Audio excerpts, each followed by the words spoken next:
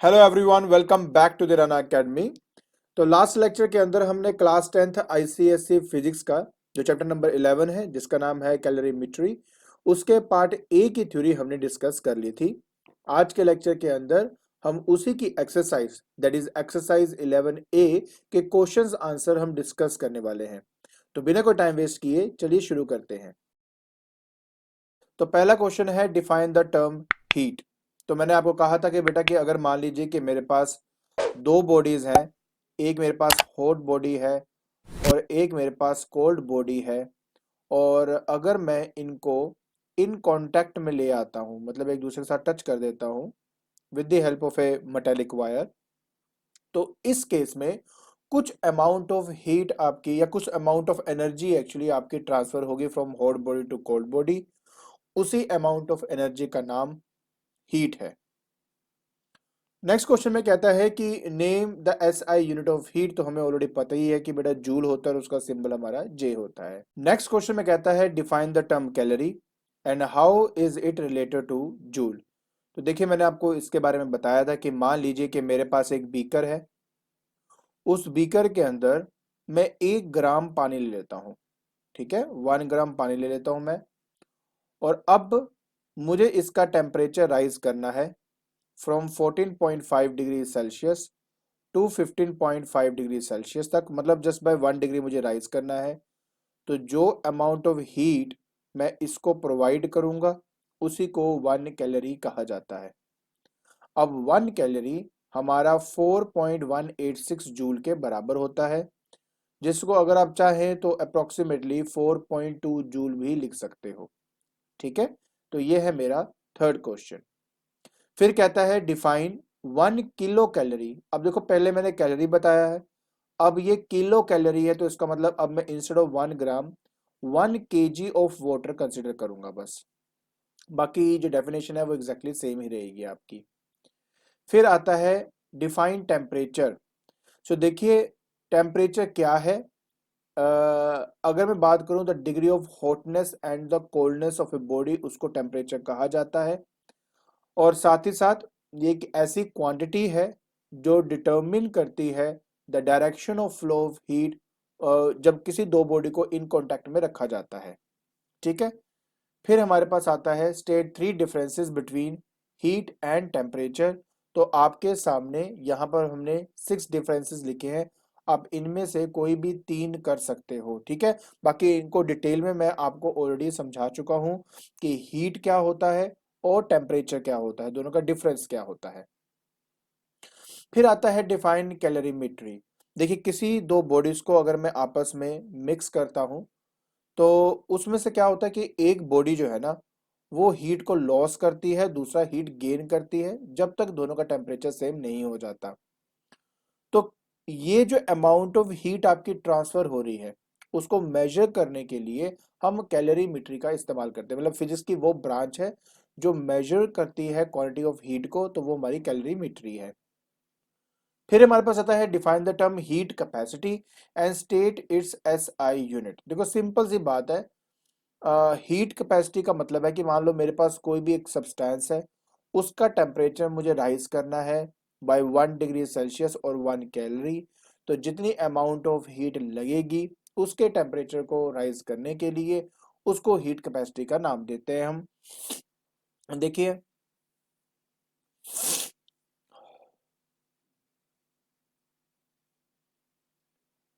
देखिए हमारा जो क्यू है वो हमारा सी डैश डेल्टा टी हमारे पास होता है।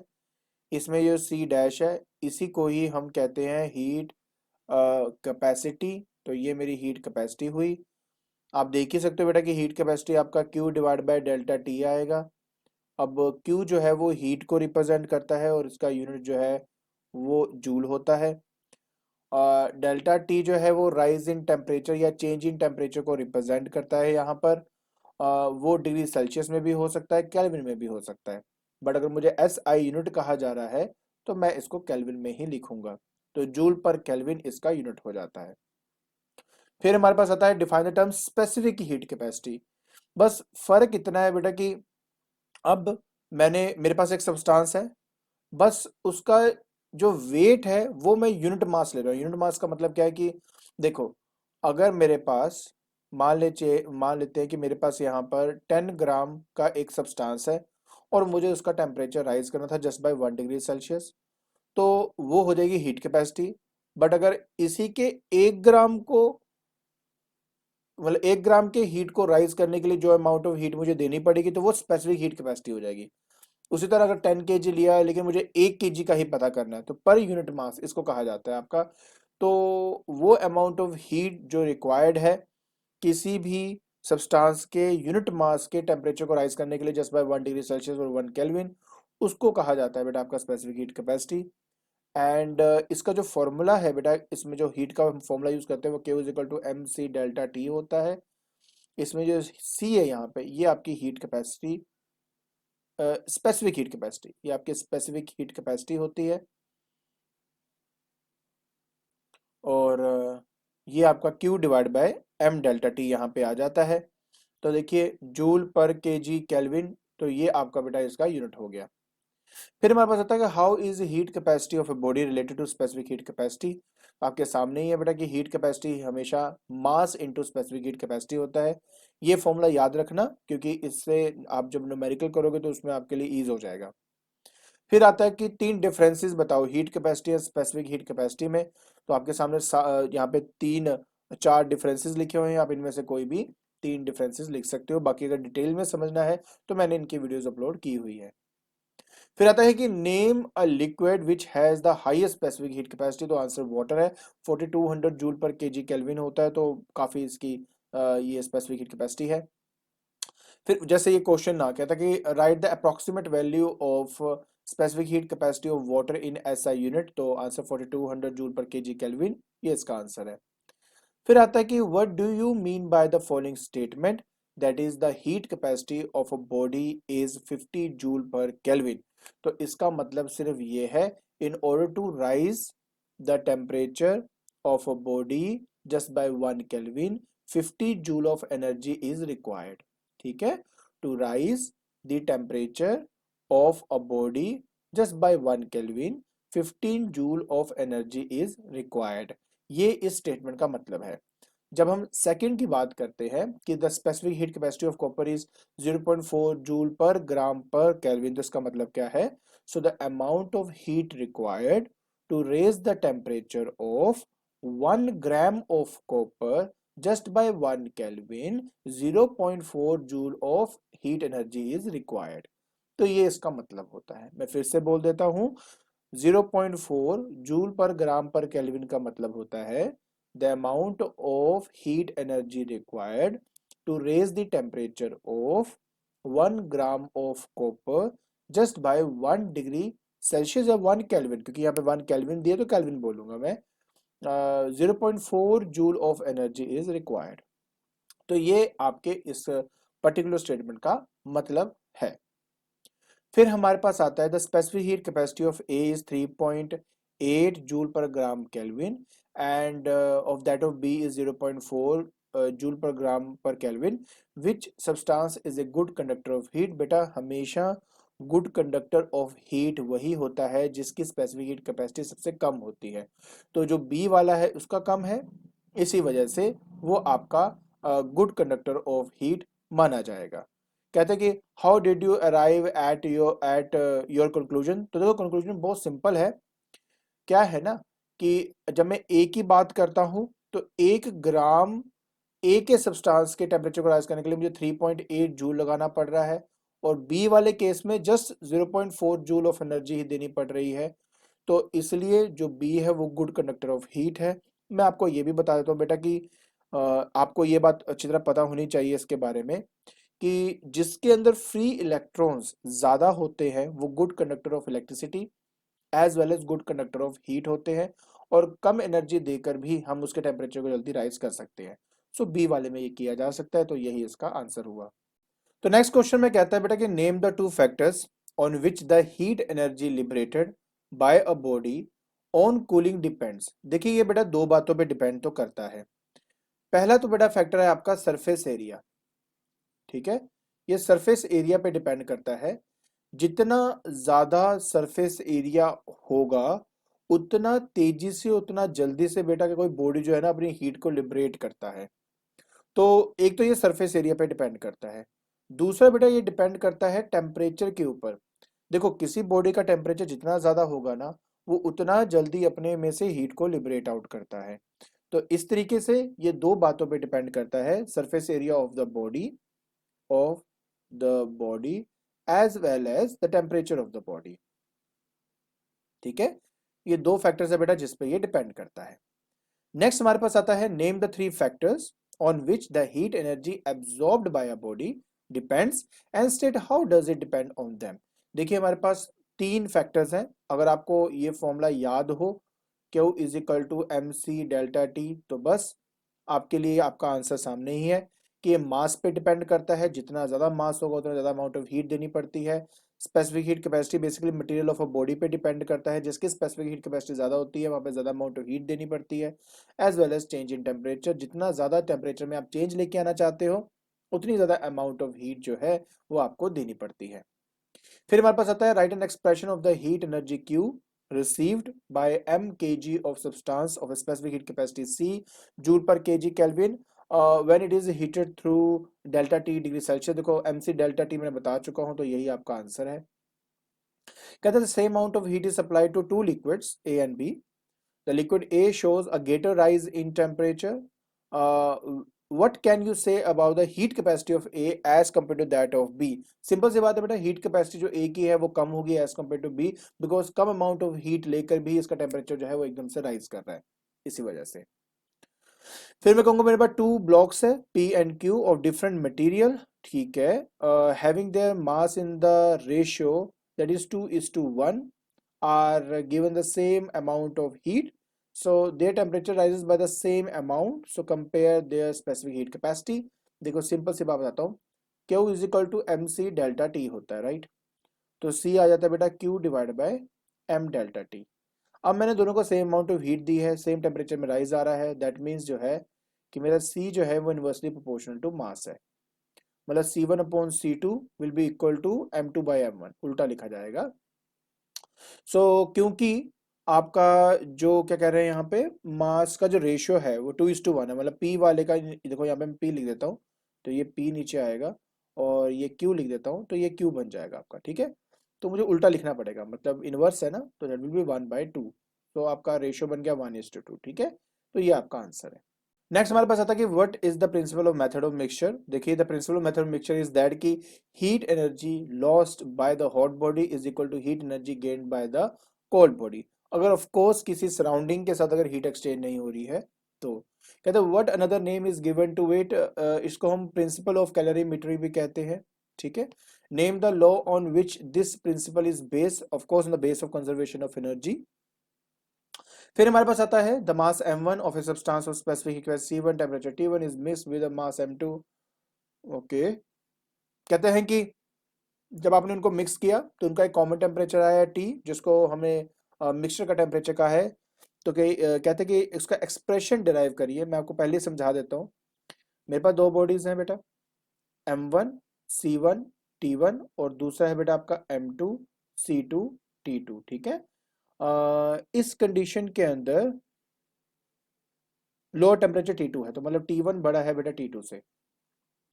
इनको आपस में मिक्स किया गया, मिक्स करने से इनका कॉमन टेम्परेचर आया दैट इज T। अब ये जो T है टेम्परेचर जो है वो क्या है मेरा बेटा बड़ा है T2 से, और ये जो वैल्यू है छोटी है बेटा T1 से, राइट। तो कहने का मतलब है कि ये जो T1 वाला है इसने हीट लॉस किया है, T2 वाला ने हीट गेन किया है, क्योंकि हीट लॉस हीट गेन के बराबर होता है। तो हम इसको इक्वेट करेंगे, मतलब m1 C1 और क्योंकि T छोटा है T1 बड़ा है तो T1 माइनस टी लिखूंगा यहाँ पे, is equal to M2 C2, और T बड़ा है तो T माइनस T2 यहाँ लिखा जाएगा। बस बेटा आपने इसको रीअरेंज करना है और T की वैल्यू फाइंड करनी है और आपका ये एक्सप्रेशन बन जाएगा। फिर कहता है कि assumption of course there is no loss of heat energy, तभी ये हो रहा है। फिर कहता है कि why do the farmers fill their field with water on a cold winter night. देखिए सिंपल सी बात ये है कि जब आपके जो फील्ड है उसका टेम्परेचर ड्रॉप हो जाता है 0 डिग्री सेल्सियस से, तो उस टाइम जो मेरे प्लांट्स होते हैं ना, उनके जो कैपिलरीज होते हैं, उनमें जो पानी होता है वो फ्रीज होना शुरू हो जाता है। एंड आप भी अच्छी तरह जानते हो बेटा कि फ्रीज होते समय जो मेरा वाटर है उल्टा एक्सपैंड करता है।